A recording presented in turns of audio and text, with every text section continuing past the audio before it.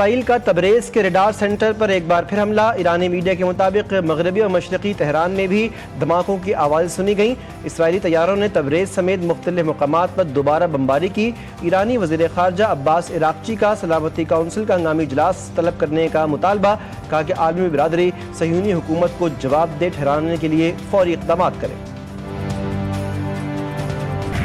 سنتاس جیسے معاہدے کمزور ہوئے تو علاقائی امن کو خطرہ ہوگا۔ بلاول بھٹو کی سربراہی میں پاکستانی سفارتی وفد کی یورپین تھنک ٹینک سے گفتگو، کہا کہ بھارت نے پاکستان پر پہلگام واقعے کا جھوٹا اور بے بنیاد الزام لگایا۔ پاکستان نے پہلگام واقعے پر خود مختار آزاد تحقیقات کا مطالبہ اور پیشکش کی۔ بھارت نے پاکستانی پیشکش کے جواب میں بلا اختیار جارحیت کی۔ بھارتی حملوں کے جواب میں پاکستان نے دفاع کا حق استعمال کیا۔ وفاقی وزیر مصدق ملک کہتے ہیں کہ بھارت نے سنتاس معاہدہ ختم کیا تو دنیا کا کوئی معاہدہ قابل عمل نہیں رہے گا۔ بھارتی اقدام کے بعد کیا کسی کو دوسرے ملک کا پانی روکنے کا لائسنس مل جائے گا؟ بھارت پانی جیسے بنیادی وسائل پر حق کی نئی تشریح گڑھ رہا ہے۔ کیا کسی ملک کو حق حاصل ہے کہ دوسرے ملک کا پانی روکے؟ اسرائیل کا ایران پر مہلک وار، مشرق وسطی میں نئی جنگ چھڑ گئی۔ ایران کی جوہری تنصیبات، فوجی اہداف اور فوجی قیادت کی رہائش گاہوں سمیت 8 مقامات کو نشانہ بنایا گیا۔ اسرائیلی حملے میں ایرانی آرمی چیف جنرل باقری، پاسداران انقلاب کے commander in chief general Salami, aerospace force کے سربراہ امیر علی حاجی زادہ سمیت اعلیٰ قیادت شہید، ڈاکٹر فریدون عباسی اور ڈاکٹر تہرانچی سمیت 6 ایٹمی سائنسدانوں کی شہادت۔ لیفٹیننٹ جنرل قرنی، سیاد شیرازی سمیت دیگر شامل۔ چند ہی گھنٹوں بعد 13 تبریز، شیراز اور ہمدان میں بھی حملوں کی تصدیق۔ اسرائیلی حملوں میں اب تک 78 افراد شہید، 329 زخمی۔ ایران پر حملے میں 200 جنگی طیارے استعمال ہوئے۔ حملے سے پہلے ایران کے فضائی دفاعی نظام کو غیر مؤثر کر دیا گیا۔ اسرائیلی خفیہ ایجنسی نے ایران کے اندر خفیہ بیس بنا کر ڈرون سے ایرانی میزائل سسٹمز کو گائیڈڈ ہتھیاروں سے نشانہ بنایا۔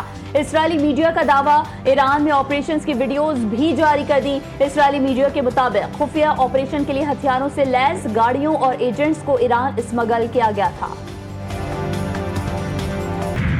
ایرانی صدر کا اسرائیلی حملوں کا سخت جواب دینے کا اعلان۔ ایرانی صدر مسعود پزشکیان نے کہا کہ دشمن اپنے احمقانہ اقدام پر پچھتائے گا۔ واضح کیا، حملے نے دنیا پر ثابت کر دیا کہ صہیونی ریاست جارحیت پسند ہے۔ ایران کے عوام سے اتحاد، یکجہتی اور ہمدردی کو برقرار رکھنے کی اپیل بھی کی۔ ایران کے فضائی حملوں پر جوابی کارروائی کی دھمکی، اسرائیلی وزیراعظم نتن یاہو ملک سے فرار۔ نتن یاہو کے سرکاری طیارے ونگ آف زائن نے بن گورین ایئرپورٹ سے اڑان بھری۔ اسرائیل کے تمام اسپتالوں میں ایمرجنسی نافذ، اسرائیلی شہریوں کو بام شیلٹرز اور بنکرز کے قریب رہنے کا مشورہ۔ نتن یاہو کا جنگ طویل ہونے کا اندیہ، کہا اسرائیل کی تاریخ کے فیصلہ کن موڑ پر ہیں۔ ایران نے معاہدہ نہ کیا تو صفائے ہستی سے مٹ جائے گا۔ امریکی صدر ٹرمپ کی کھلی دھمکی، کہا تہران کو امریکہ کے ساتھ فوری طور پر معاہدہ کر لینا چاہیے، بصورت دیگر حالات مزید خطرناک رخ اختیار کر سکتے ہیں۔ امریکہ دنیا کے سب سے جدید اور تباہ کن ہتھیار بناتا ہے۔ اسرائیل کے پاس یہ ہتھیار موجود ہیں اور وہ ان کا استعمال کرنا بھی جانتا ہے۔ ٹرمپ نے ایران پر اسرائیلی حملے کو سراہا، امریکی صحافی کا دعویٰ۔ جوناتھن کرل نے سوشل میڈیا پر بیان میں لکھا، امریکی صدر سے بات ہوئی تو ان کا کہنا تھا کہ حملہ بہت اچھا رہا، ہم نے انہیں ایک موقع دیا اور انہوں نے فائدہ نہیں اٹھایا، انہیں سخت مار لگی ہے۔ اسرائیل اور ایران کے درمیان کشیدگی، دنیا بھر میں فلائٹ آپریشن متاثر ہونے کا خدشہ۔ خبر رساں ادارے کے مطابق دنیا کے اہم ایئرپورٹس پر فلائٹ آپریشن متاثر۔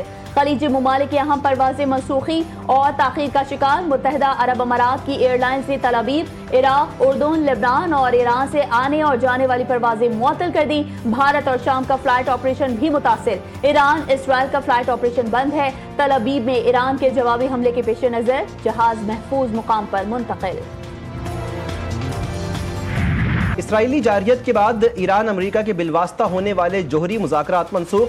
ایران میڈیا کے مطابق ایران نے اتوار کے روز عمانی ثالثی میں ہونے والے جوہری مذاکرات میں شرکت سے انکار کر دیا۔ عمان نے اسرائیلی حملوں کو لاپرواہی قرار دیتے ہوئے کہا، ان حملوں سے امریکہ اور ایران کے درمیان مذاکرات غیر یقینی صورتحال کا شکار ہو گئے ہیں۔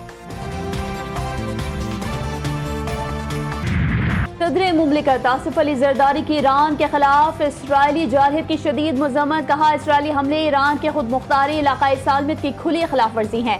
وزیر اعظم شہباز شریف کی بھی ایران پر اسرائیلی حملے کی شدید مذمت، وزیر اعظم کا انسانی جانوں کے ضیاع پر ایرانی عوام سے اظہار یکجہتی، کہا کہ ایران پر حملہ غیر مستحکم خطے کو مزید عدم استحکام سے دوچار کر سکتا ہے۔ عالمی برادری اقوام متحدہ سے جنگ روکنے کے لیے اقدامات کا مطالبہ کرتے ہیں۔ نواز شریف نے کہا اسرائیل کا ایران پر حملہ افسوسناک ہے۔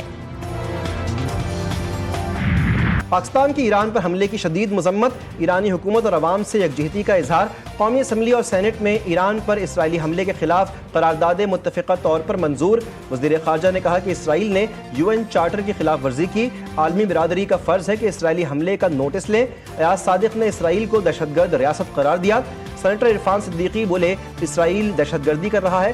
شبلی فراز نے کہا کہ جنگ کے ہم پر بھی اثرات ہوں گے۔ بیرسٹر گوہر اور عمر ایوب کا OIC اجلاس بلانے کا مطالبہ۔ ایران پر اسرائیلی حملے کے بعد عالمی برادری میں شدید تشویش کی لہر۔ سعودی عرب نے مشرق وسطی میں امن کی بحالی اور معیشت کو لاحق خطرات پر تشویش ظاہر کی۔ ترکیہ کا جنگ بندی پر زور، اقوام متحدہ کی تمام فریقین سے ضبط اور فوری مذاکرات کی اپیل۔ آسٹریلیا اور نیوزی لینڈ کی صورتحال کو خطرناک قرار دے کر فریقین سے تصادم سے گریز کی درخواست کی۔ برطانیہ کی بھی کشیدگی کم کرنے کی درخواست۔ جاپان نے شہریوں کی حفاظت کی حل پر زور دیا۔